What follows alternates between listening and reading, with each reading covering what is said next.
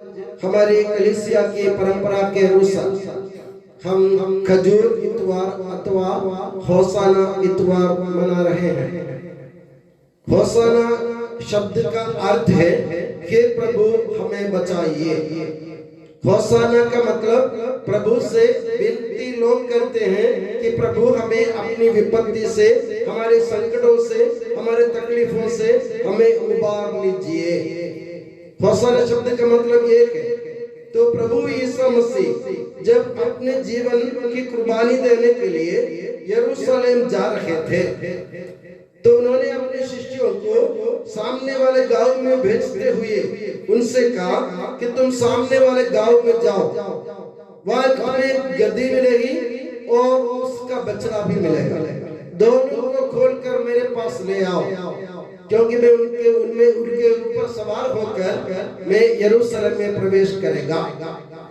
हमें समझने की बात यह है, नबी जकरिया के ग्रंथ में मसीह के यानी इस दुनिया के मुक्तिदाता के आगमन के बारे में भविष्यवाणी करते हुए नबी जकरिया ये कहना चाहते हैं लोगों से कि प्रभु यीशु मसीह मुक्तिदाता के रूप में यरूशलेम में प्रवेश करेगा। वो एक राजा के रूप में प्रवेश करेगा। वो अपना जीवन हमारे लिए कुर्बान करेगा और हमें मुक्ति प्रदान करेगा।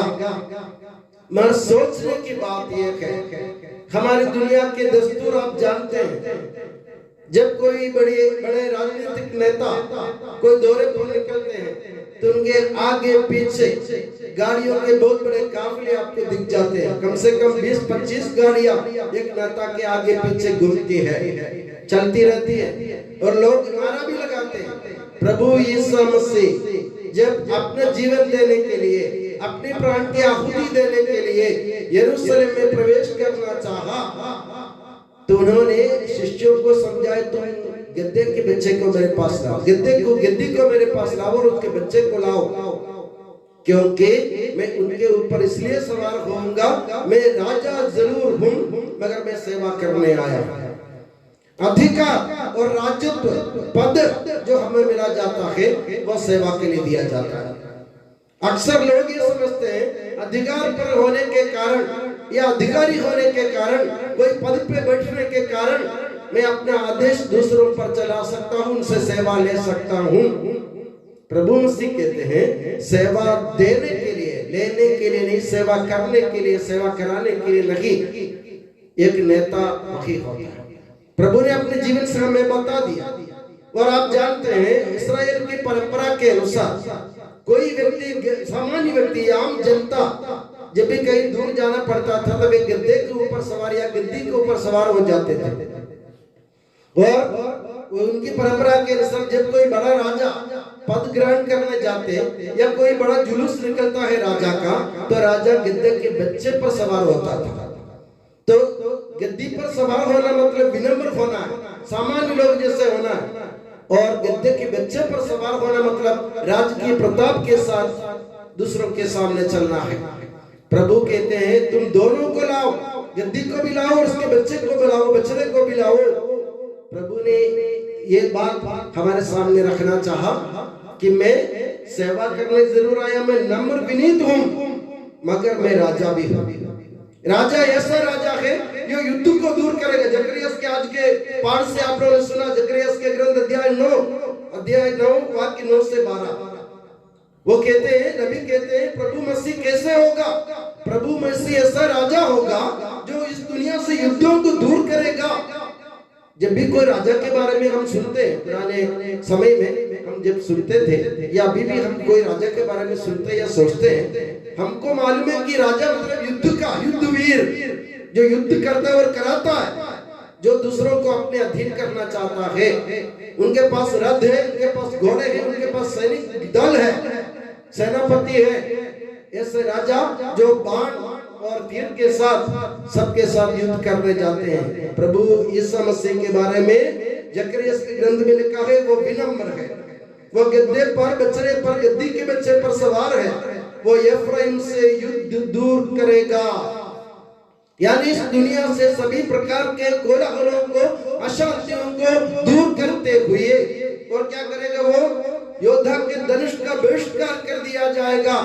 जो योद्धा, जो सैनिक बाण या धनुष लेकर युद्ध करने के लिए तैयार खड़ा है, यानी अशांति फैलाने के लिए तैयार खड़ा है, उनको भी उनका बहिष्कार कर दिया जाएगा। वो राष्ट्रों के लिए शांति घोषित करेंगे। तो प्रभु यीशु मसीह एक ऐसा राजा है जो युद्ध को समाप्त करते हुए, योद्धा को का बहिष्कार करते हुए इस दुनिया में शांति स्थापित करता है। उनका शासन समुद्र से समुद्र तक और नदी से पृथ्वी के सीमांतों तक फैल जाएगा। यानी प्रभु यीशु मसीह के शासन का कभी अंत नहीं होगा। पृथ्वी के सीमांतों तक, समुद्र से नदी तक, मतलब इसके कोई सीमा नहीं रहती है, असीम है। प्रभु यीशु मसीह का राज्य असीम है और वैसा राजा है जो शांति की घोषणा करते हुए दूसरों की सेवा में अपने जीवन को अर्पित कर देता है। और प्रभु कहते हैं, मैं तुम्हारे बंदियों को निर्जल गर्तों में से बाहर निकाल दूंगा और तेरे पास बंदी खुशी के साथ, आशा के साथ लौट आएंगे। यानी प्रभु के कहने के तात्पर्य यह है, जिन लोगों की आशा मरी हुई थी, जिन लोगों की उम्मीद बुझ गई थी, जिन लोगों के पास कोई सहारा नहीं था, जिनके पास कोई चारा नहीं था, जो लोग ईश्वर से और ईश्वर के विधानों से दूर भटक रहे थे, जो गुलाम बन गए थे, जो पाप के दास बन गए थे, जो मृत्यु के वशीभूत हो गए थे, उन सबको प्रभु उम्मीद के किरण दिलाना चाहते हैं। एक ऐसा राजा के रूप में जो युद्ध को नहीं, शांति को बढ़ावा देना चाहता है, और एक ऐसा राजा के रूप में जो सेवा लेने के लिए नहीं, सेवा देने के लिए आए हैं, और एक ऐसा राजा के रूप में जो अपनी प्रजा के लिए मरने को तैयार है। आज के जमाने में आप देखिए, अब नोटबंदी हुई पहले, और कभी भी किसी भी राष्ट्रीय किसी भी राजनीतिक दल का प्रदर्शन होता है, धरना होती है, आप लोग देखिए कौन सड़क पर उतरता है? सड़क पर कौन दिखता है आपको? आम जनता दिखती है आपको, कोई नेता नहीं दिखता। लाठी किस पर चलती है? डंडा किस पर बरसता है? आम जनता पर बरसता है, नेता पर नहीं। क्या आपने कभी सुना कि कोई नेता को चोट लगी है पुलिस के लाठी से? नहीं लगी, क्योंकि वे लोग अपने प्रजा का इस्तेमाल कर रहा है, प्रजा को गद्दे समझकर उनका इस्तेमाल कर रहा है। जब आपको मालूम है, जब नोटबंदी हुई तो बहुत सारे बेचारे गरीब लोग मर गए थे, धूप में घंटों तक खड़े होकर कोई बेहोश हो गए थे। और मैंने ऐसा एक दृश्य देखा, एक बैंक के सामने पुलिस ने निर्मम होकर लाठियां बरसाई लोगों पर, गरीब इंसानों पर। किसी का सिर फूट गया, किसी के हाथ में चोट लगे, किसी के पैर में चोट लग गए, कोई मर गए। इसमें किसी नेता का नाम आपको देखने को कभी नहीं मिला। कारण क्या है? वे सब सेवा देने वाले नहीं, सेवा लेने वाले होते हैं। उन्होंने पीछे के दरवाजे से अपने पूरा काम कर दिया, उन्होंने अपनी नोटबंदी का पूरा नोट बदलवा दिया। मगर ये छोटे गरीब इंसान जिनके पास अपने रोज की रोटी के लिए पैसा नहीं है, जो उनके पास था, जो धन उनके पास एकत्र था, उसको बदलने के लिए घंटों तक परेशान होने पड़े। कोई नेता पूछने नहीं आए कि कितने लोग मरे, कितनों को लाठी लगी, कितनों पर डंडा बरसे, किसी कोई पूछने नहीं आए। प्रभु यीशु मसीह कहता है, मैं तुम्हारे आगे खड़ा रहूंगा, तुम्हें कुछ हानि होने से पहले मैं उससे झेल लूंगा, मैं तुम्हें संभाल लूंगा, तुम्हें शांति प्रदान करूंगा, तुम्हें उम्मीद दिलाऊंगा, तुम्हें आशा दिलाऊंगा, तुम्हें जीवन, नया जीवन दे दूंगा। अब तो तुम गुलाम नहीं होगे, तुम ईश्वर की प्रजा, ईश्वर की संतान बन जाओगे। इसके लिए मैं अपने जीवन की आहुति दूंगा। और प्रभु इसलिए यरूशलेम में प्रवेश करता है। और आप जानते हैं, ये 20वां अध्याय से आज आपने सुना संत मत्ती के सुसमाचार के किस अध्याय में? 20वां अध्याय में क्या हुआ था आपको मालूम? जबदी के पुत्र याकूब और यूहन्ना प्रभु के पास आकर कहते, हमें आपके दाएं बाएं बैठने का अधिकार दीजिए।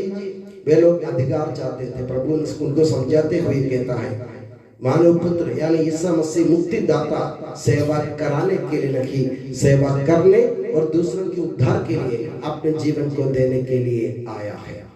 तो मेरे प्यारे बंधुओं, होशाना इतवार में जब मैंने खजूर की डालियां अपने हाथ में दी आप लोगों को, मेरी उम्मीद थी आप लोग उसको अपने हाथ में ही रखेंगे और आप लोगों ने उसको जमीन पर रख दिया। गलत बात है।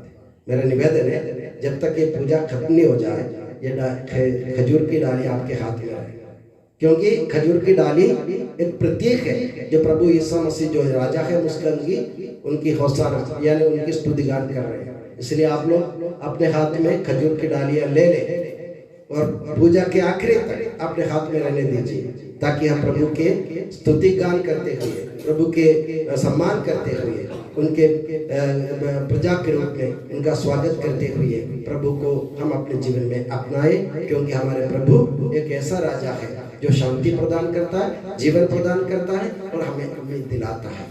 तो मेरे प्यारे बंधुओं, होसाना इतवार के दिन जब हम होसाना गाते हैं तो ये सोचिए हम प्रभु से ये निवेदन कर रहे हैं, एक बार हम प्रभु को स्वीकार कर रहे हैं कि प्रभु मुक्तिदाता है, दूसरी बात हम प्रभु से उम्मीद कर रहे हैं कि हमें अपने विपत्तियों से, अपनी विपत्तियों से, अपने तकलीफों से, अपने कष्टों से हमें उबार लीजिए।